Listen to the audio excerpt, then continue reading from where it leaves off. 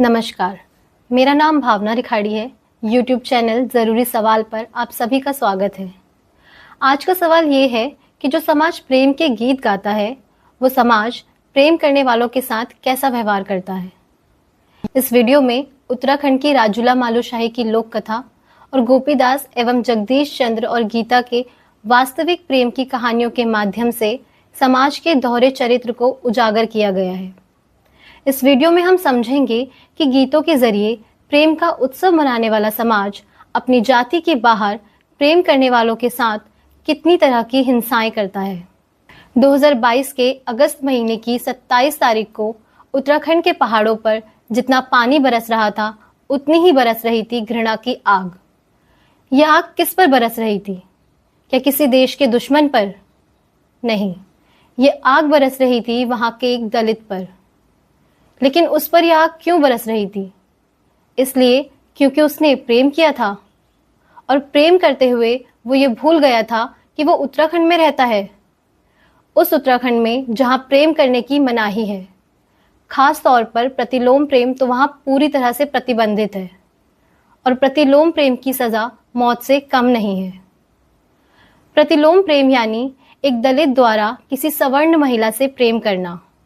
ये मनुस्मृति का ही प्रभाव था कि जोग सिंह, भावना और गोविंद सिंह तीनों 1 सितंबर 2022 को जगदीश चंद्र की लाश को ठिकाने लगाने का प्रयास कर रहे थे। वो जगदीश चंद्र जिसकी हत्या इन तीनों ने मिलकर की थी। जगदीश चंद्र ने 4 दिन पहले ही गीता से शादी की थी, लेकिन मनुवाद की शिक्षा में दीक्षित गीता का बाप, उसकी सौतेली माँ और सौतेला भाई उस शादी को बर्दाश्त नहीं कर सके और उन्होंने जगदीश की हत्या कर दी। जोग सिंह, भावना और गोविंद सिंह उत्तराखंड के उन्हीं लोगों में से थे जिनको शहर के लोग सीधे सादे मानते हैं। जगदीश चंद्र ने प्रेम किया था।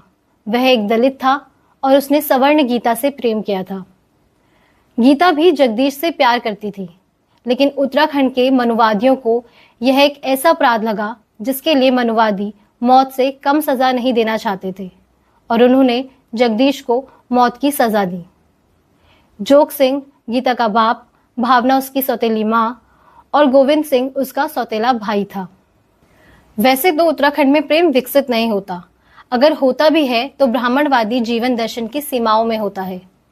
मनुस्मृति में मनु ने 2 तरह के विवाह बताए हैं, अनुलोम विवाह और प्रतिलोम विवाह।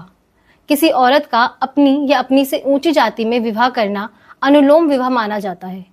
जब कोई स्त्री अपने से नीची जाति के पुरुष से विवाह करती है तो ऐसे विवाह को मनु ने प्रतिलोम विवाह कहा है।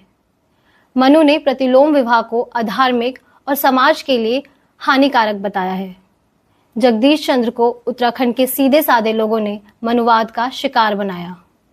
यह घटना गवाही देती है कि आज भी उत्तराखंड में प्रेम को उसकी स्वाभाविकता में जीने का कोई अधिकार नहीं है।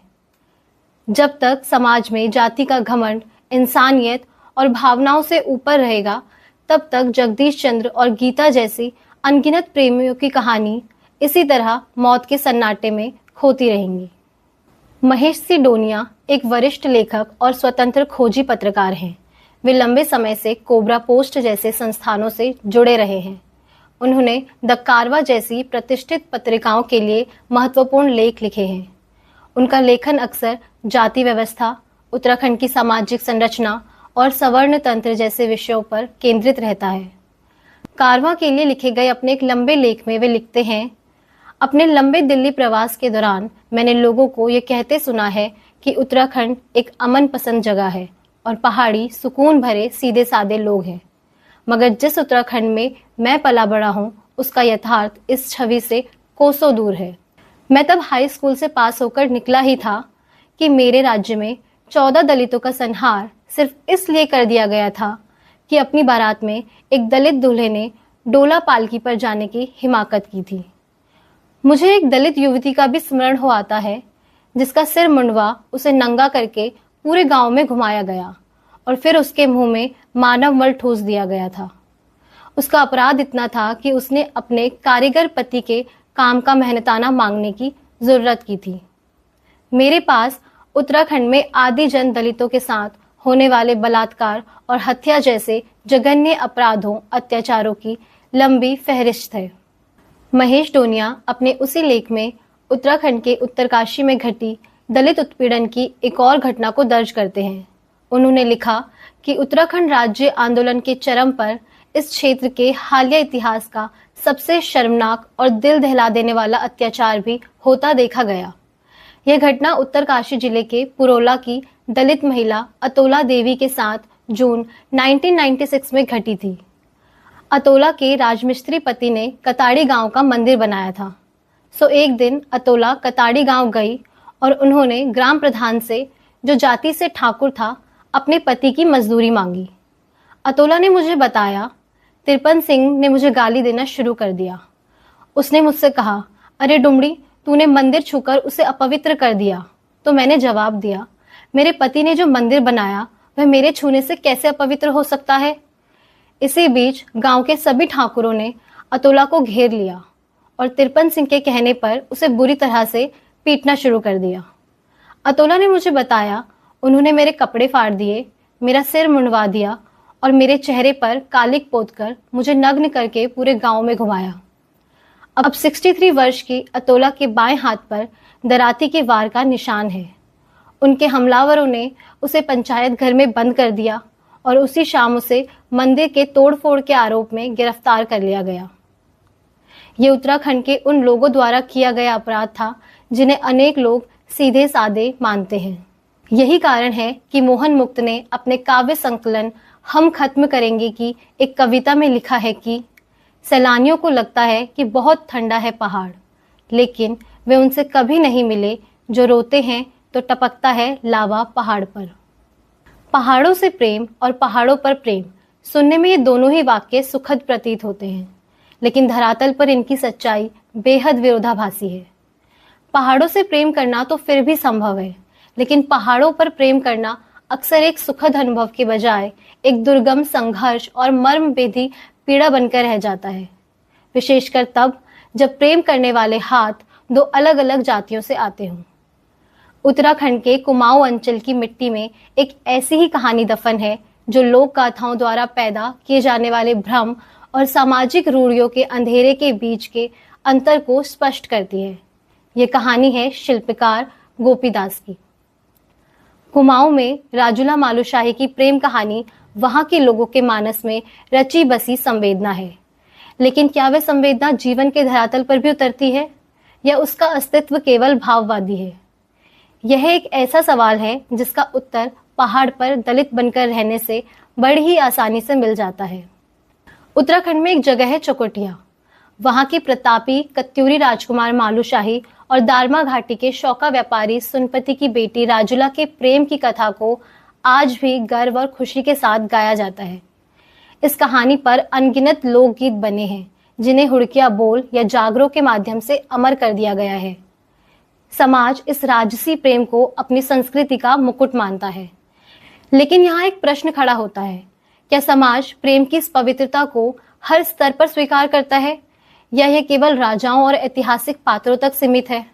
जिस व्यक्ति ने राजूला मालुशाही की राजसी प्रेम कहानी को अपने कंठ से घर घर पहुंचाया वो थे गोपीदास। गोपीदास का जन्म दास कहे जाने वाले हरिजन परिवार में हुआ था। गायन की समृद्ध परंपरा उनके परिवार की विरासत थी जो पीढ़ी दर पीढ़ी चली आ रही थी। एक दर्जी के बेटे की आवाज में वो जादू था कि जब वे राजूला मालुशाही के प्रेम की पीड़ा और मिलन को गाते थे तो लोग मंत्रमुग्ध हो जाते थे। तो हम गोपीदास की बात कर रहे हैं, गायक गोपीदास, शिल्पकार गोपीदास, प्रेमी गोपीदास। जर्मनी के विख्यात मानवशास्त्री और भारत के अध्येता कॉनराड माइजनर ने गोपीदास की कालजयी आवाज में राजूला मालुशाही की अमर गाथा को लिपिबद्ध और रिकॉर्ड किया। माइजनर ने उनकी लगभग 9.5 घंटे की विस्तृत गायकी को रिकॉर्ड किया, जिसे स्वयं गोपीदास अपनी विशिष्ट शैली में बैरागी राग की संज्ञा देते थे। गोपीदास के स्वर में रची यह अमूल्य सांस्कृतिक निधि आज भी जर्मनी के म्यूनिक विश्वविद्यालय में सुरक्षित है। उनकी ख्याति की गूंज केवल पहाड़ों तक सीमित नहीं रही, बल्कि उनकी आवाज के रिकॉर्ड जर्मनी तक जा पहुंचे। माइजनर वैश्विक स्तर पर गोपीदास के गायन के वाहक बने। उत्तराखंड के महान गायक गोपीदास के साथ अपनी पहली मुलाकात को याद करते हुए कॉनराड माइजनर ने लिखा है कि गोपीदास से 1966 में हुई पहली मुलाकात को मैं भूल नहीं सकता। एक मित्र अध्यापक मुझे कौसानी के उत्तरी उलार में स्थित गोपीदास के घर ले गए। यहाँ से नंदा देवी तथा त्रिशूल आदि के शिखरों का भव्य दृश्य है। अपने घर की देहरी में गोपीदास बैठा था। किसी बीमारी ने उसकी त्वचा को घेरा था, अतः उसने हाथ ढके थे। मेरे अभिवादन करने से पहले ही उसने हाथ उठाकर मुझे दिखाए। दरअसल उसने समझा था कि मैं कुछ सिलाने आया हूं और असमर्थता जाहिर की। मैं इस समय द्रवित हो गया था। उसने मेरे लिए और जर्मनी के लोगों के लिए मालूशाही गाई। जिस अनाशक्ति आश्रम में गांधी रहे थे, वहां उसने 9.5 घंटे तक गाया।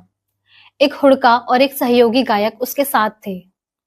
जब वह मालूशाही गाता था, वह प्रसन्न और संतुष्ट रहता था।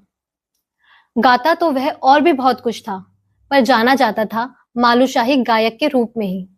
गोपीदास मालूशाही वाला। वह मालूशाही को बैरागी राग कहता था।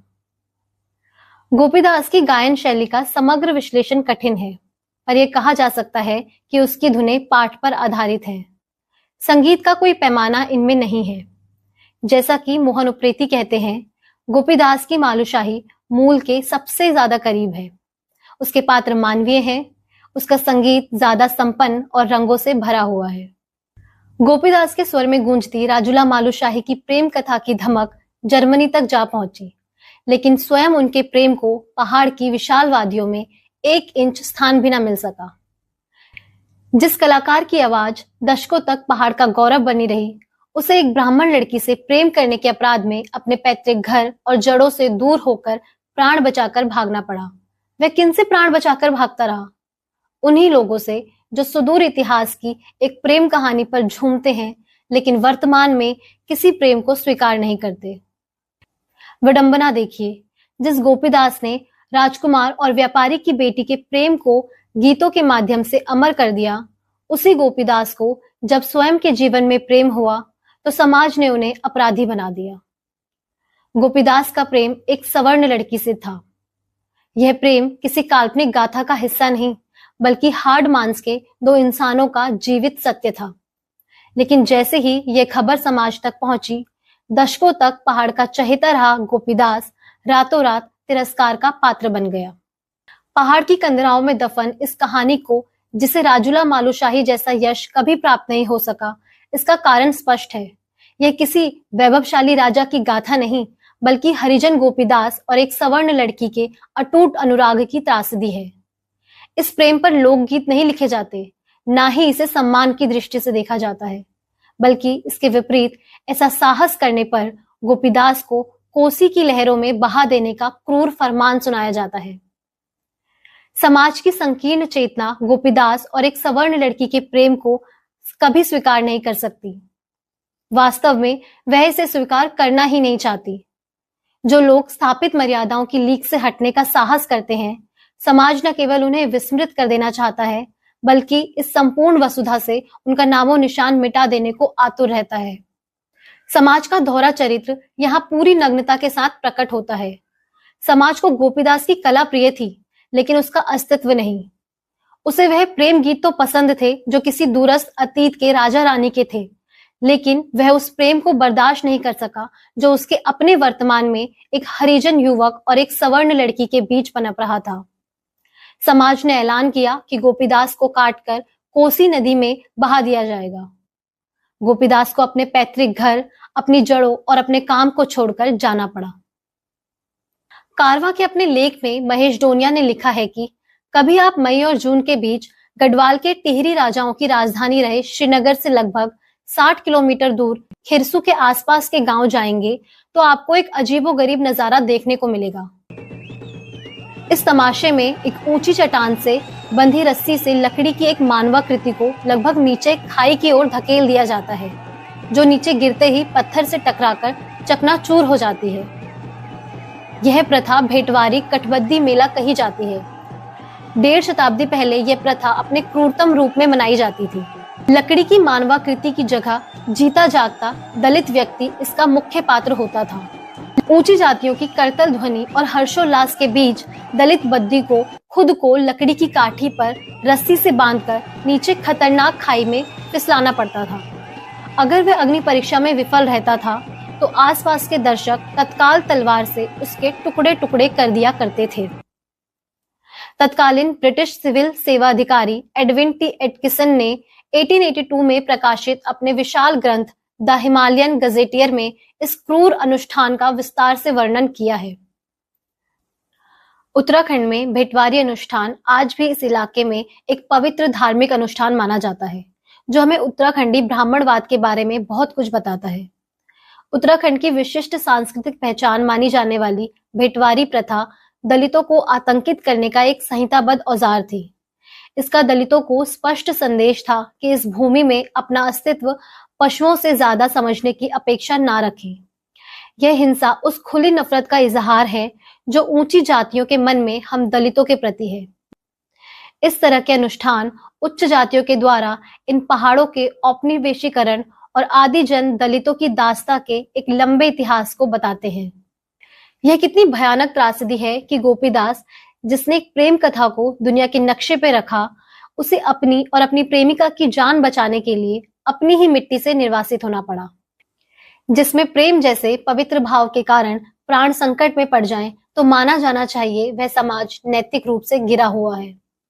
कवि मोहन मुक्त अपने काव्य संग्रह हम खत्म करेंगे की कविता में गोपीदास के प्रेम और राजूला मालुशाही की प्रेम कहानी की विसंगतियों पर कड़ा प्रहार करते हुए लिखते हैं कि एक गिरे हुए समाज में दलित प्रेम गा सकता है, प्रेम खा सकता है, प्रेम पी सकता है, लेकिन वह प्रेम जी नहीं सकता।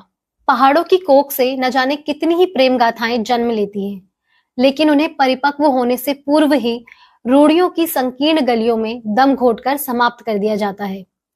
तथाकथित जातिगत श्रेष्ठता का दम्भ आज भी यह तय करने का दुस्साहस करता है कि प्रेम जैसा नैसर्गिक और स्वाभाविक भाव किन सीमाओं में बंधा होना चाहिए। गोपीदास को गीत गाने की आजादी तो दी गई, लेकिन अपने जीवन की प्रेम कथा रचने का अधिकार उसे नहीं था। प्रेम को जाति और मर्यादा की बेड़ियों में जकड़ने वाला यह समाज भूल जाता है कि जिस कला पर वह मुग्ध है, वह उसी हृदय से निकली है जिसे वह प्रेम करने के अयोग्य मानता है। समाज उन स्त्रियों के अस्तित्व को जड़ से मिटा देने पर उतारू रहता है जो अपनी पसंद का वर चुनकर स्वयं अपने जीवन का निर्णय स्वयं लेती है। मोहन मुक्त ने अपनी इसी कविता में निम्नांकित पंक्तियों के माध्यम से इस बात को बखूबी चिन्हित किया है। वो नाम जिस नाम की गुड़िया बनाई होगी परिवार ने, गुड़िया के मुंह पर इंसानी मल लगाया होगा और इस तरह उसका नाम मिटाया होगा, वो नाम बदबू की तरह बहिष्कृत। समाज ऐसी साहसिक नायिकाओं को अपमानजनक उपनामों से लांछित करता है। वह उनके मुख पर अपनी जातीय कुंठा और पराजय की कालिक पोतकर उन्हें मुख्य धारा से बहिष्कृत कर देता है। विडंबना यह है कि जो समाज यथार्थ की नायिकाओं को तिरस्कृत करता है, वही समाज लोक गाथा की राजुला को सम्मान के ऊंचे आसन पर बैठाता है। समाज के लिए अतीत की राजुला पूजनीय है, लेकिन वर्तमान की वह स्त्री असहनीय है जो अपनी स्वतंत्रता का परिचय देती है।